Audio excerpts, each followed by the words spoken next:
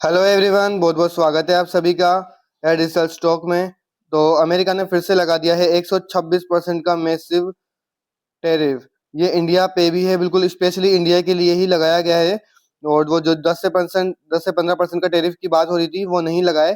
ये सिर्फ एक स्पेसिफिक सेक्टर पे लगाया गया है। वो कौन सा स्पेसिफिक सेक्टर है, वीडियो में लास्ट तक जरूर बने रहें। सब कुछ आपको मैं डिटेल वाइज बताऊंगा, कौन से स्टॉक कैसे गिरे हैं, कितना गिरे हैं और क्या हो सकता है फ्यूचर प्रिडिक्शन, सब कुछ आपको बताई जाएगी। बस आप लास्ट तक जरूर बने रहें।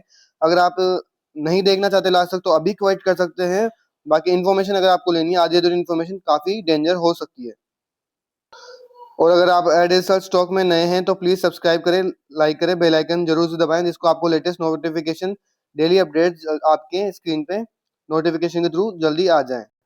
जी हाँ दोस्तों, जो 126% का टैरिफ लगते हुए देखने को मिल रहा है, वो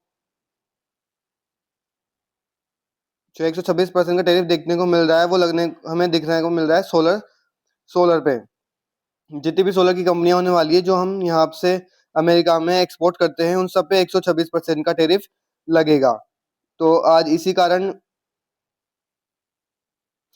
कारण आज सोलर की काफी कंपनियां जो गिरते हुए देखने को मिली। तो यूएस ने इम्पोज कर दिया है 126% का टैरिफ ऑन इंडिया। ये स्पेशली इंडिया के लिए किया है।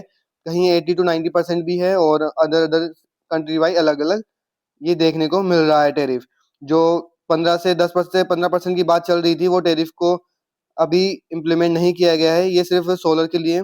और ये क्यों किया गया, इसके पीछे एक ट्रम्प ने रीजन भी दिया है कि यहाँ पे क्या कर रही है सरकार, सब्सिडीज दे रही है। जैसे 100 रुपए की कोई चीज बन रही है तो इसमें 40 रुपीज की सब्सिडी मिल रही है और 60 में बन रहा है ये।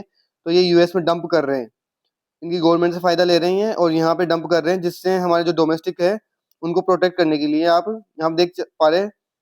तो उन पे कम इम्पेक्ट आए, डोमेस्टिक जो उन पे मैन्युफैक्चरर हैं उनको फायदा मिले इस चीज का। तो इस वजह से ये टैरिफ बढ़ाया गया है। तो थर्सडे को इम्पोज किया है प्रेमिनली 126% ऑन सोलर इम्पोर्ट पे।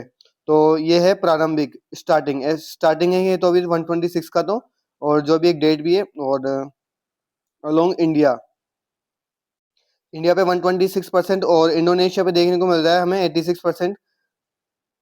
ये दोनों कंट्री कुछ ज्यादा ही उसमें अमेरिका में एक्सपोर्ट करती है सोलर।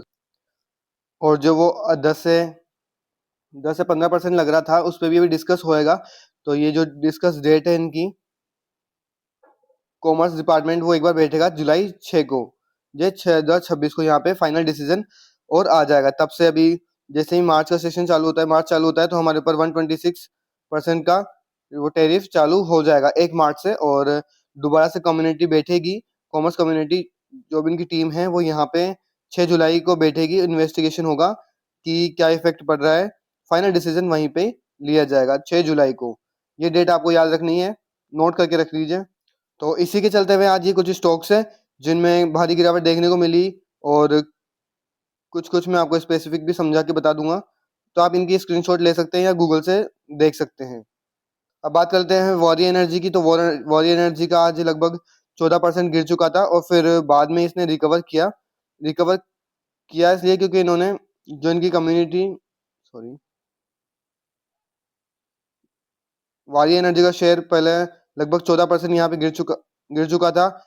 फिर ये वापस रिकवर करके अभी 10% की नेगेटिव ग्रोथ में क्लोजिंग दिया है। और इसने 4% की ग्रोथ क्यों दिखाई, क्योंकि उन्होंने जो इनके टीम मेंबर थे उन्होंने बताया है कि हम ज़्यादा एक्सपोर्ट नहीं करते और हम सेल्स बना लाते हैं अदर कंट्री से। हमें जो बेनिफिट होता है सब्सिडी का वो नहीं होता। तो इसे फिर एक बार उन्होंने क्लेरिफिकेशन दिया है। अब बात कर लेते हैं प्रीमियर एनर्जी की। तो वो भी आज लगभग 5% गिरता हुआ देखने को मिला। तो ये उससे पहले ये भी नियरली 14% गिरता हुआ देखने को मिला था और रफली 10% पे अभी क्लोज किया है।